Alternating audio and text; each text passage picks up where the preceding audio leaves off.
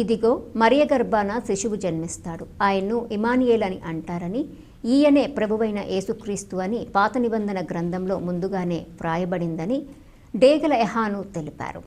Emmanuel అనగా దేవుడు మనకు తోడని అర్థం అన్నారు. మండల కేంద్రమైన దుర్గి ఏఈఏఎల్సి చర్చిలో సోమవారం రాత్రి సెమీ క్రిస్మస్ వేడుకలు ఘనంగా జరిగాయి. క్రైస్తవ సోదరి సోదరులు క్రీస్తు జన్మదిన గీతాలను ఆలపించి ప్రేక్షకులను అలరింపజేశారు.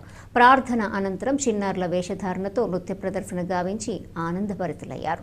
క్రిస్మస్ కేక్ను కట్ చేసి పంచిపెట్టారు. తదుపరి క్రిస్మస్ స్క్రిప్ట్ ప్రదర్శించారు. ఎలక్ట్రికల్ బల్బులతో చర్చిను తీర్చిదిద్దారు. ఈ కార్యక్రమంలో సంఘ పెద్దలు, డెలిగేట్ కౌన్సిల్ సభ్యులు, యూత్, స్త్రీల సమాజం, సండే స్కూల్ పిల్లలు తదితరులు పాల్గొన్నారు. బెత్లెహేములో జరుగుతున్న ఉద్దేశం అంటే బెత్లెహేము ప్రపంచానికి నడిబొడ్డు.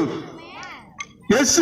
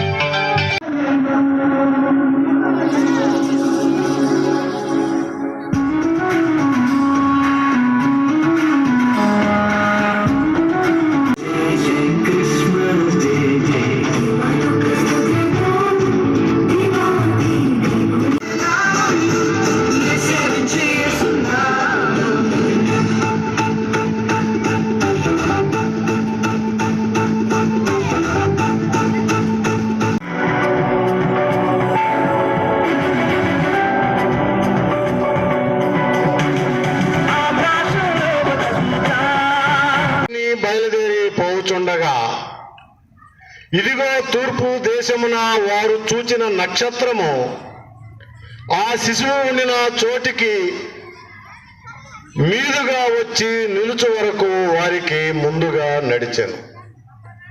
వారు ఆ నక్షత్రమును చూచి అత్యానంద భరితులై ఇంటిలోనికి వచ్చి తల్లి అయిన మరియను ఆ శిశువును చూచి సాగిలపడి ఆయనను పూజించి తమ పెట్టెలు విప్పి బంగారమును సాంబ్రాణిని బోళమును కానుకలుగా ఆయనకు సమర్పించిరి. వరకు జన్మస్థలము మీకా గ్రంథము 5వ అధ్యాయము 2వ చూస్తే బెత్లెహేము ఎఫ్రాతా యూదా ప్రజలంత మాత్రం అల్పదానవు కావు, ఇశ్రాయేలీలైన ప్రజల అధిపతి నీలో నుండి వచ్చును. కాబట్టి యేసుక్రీస్తు వారు బెత్లెహేములో జన్మించాలి. అలా జన్మిస్తేనే ఆయన దేవుడు తన గురించి ఏవైతే ప్రవచనాలు ప్రవచించబడ్డాయో ఆ ప్రవచనాలు నెరవేర్పు జరగాలంటే యేసుక్రీస్తు వారు బెత్లెహేములోనే జన్మించాలి. దేవుడు మానవాళితో ఉండడానికి నరావతారిగా లోకంలో జన్మించాడు. అది కూడా ఒక కన్యక గర్భమున జన్మిస్తారని ప్రవచించారు.